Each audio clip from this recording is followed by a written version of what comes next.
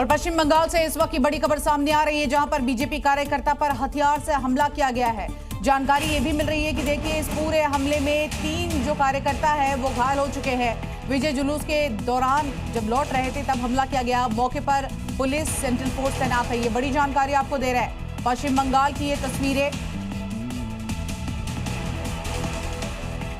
योगी का बुलडोजर अभी तक प्रदेश के अलग अलग जिलों में लगातार गरज रहा था, लेकिन आज सुबह सुबह बुलडोजर की गूंज लखनऊ में सुनाई दी।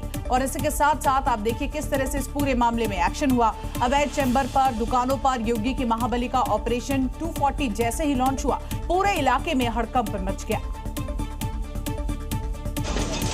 क्योंकि एक साथ लाइन से कई बुलडोजर गरज रहे थे, एक रुकता तो दूसरा उसकी जगह लेकर अवैध कब्जे को मलबे में मिलाने का काम शुरू कर देता। लोग जब सोकर उठ ही रहे थे, योगी का बुलडोजर अपने मिशन 240 पर निकल चुका था और निशाने पर थे लखनऊ के कैसरबाग स्थित जिला और सिविल कोर्ट परिसर में बने वकीलों के चेंबर।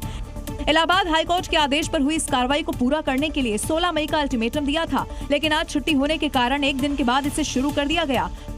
हर प्रहार के साथ अवैध चैम्बर धाराशायी होते जा रहे थे। तो तमाम जो चैम्बर बने हुए थे, यहाँ पर अब उन चैम्बर्स को तोड़ दिया गया है। भारी संख्या में पुलिस फोर्स की तैनाती की गई है। नगर निगम की टीम कई जेसीबी मशीनों और भारी पुलिस बल के साथ मौके पर पहुंची और डिमोलिशन शुरू किया गया। कार्रवाई शुरू होते ही विरोध भी होना शुरू हो गया, लेकिन जो अवैध है वो तो टूटेगा ही, फिर वो किसी माफिया ने किया हो या फिर वकीलों ने। तो योगी सरकार को बुलडोजर निकलता है तो अपना काम पूरा करके ही लौटता है। लखनऊ में भी अवैध चैम्बरों पर कार्रवाई के लिए कई बुलडोजर निकले, लेकिन इस कार्रवाई का वकीलों ने जमकर विरोध करना शुरू कर दिया और इसके बाद योगी फोर्स ने मोर्चा संभाल लिया।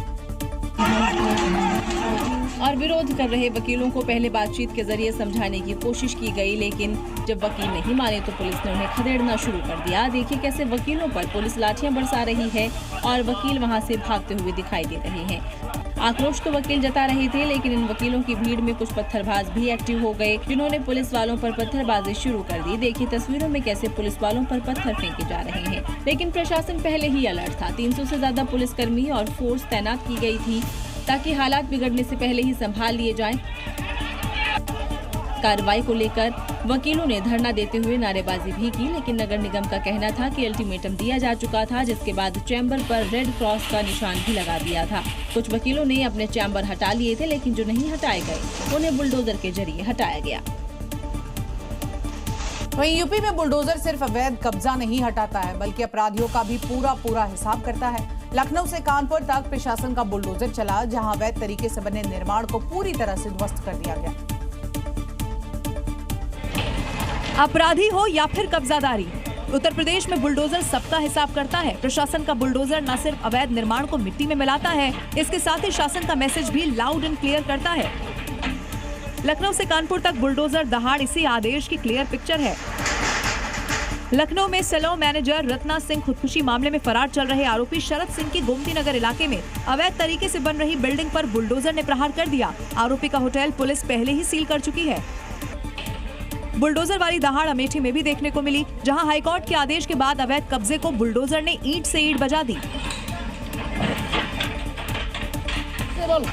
कानपुर में भी अवैध कब्जे पर प्रशासन का बुलडोजर चला, करीब 10 बीघा जमीन को मुक्त कराया गया। वहीं गोंडा में भी सरकारी जमीन पर हुए अवैध कब्जे को बुलडोजर से हटाया गया।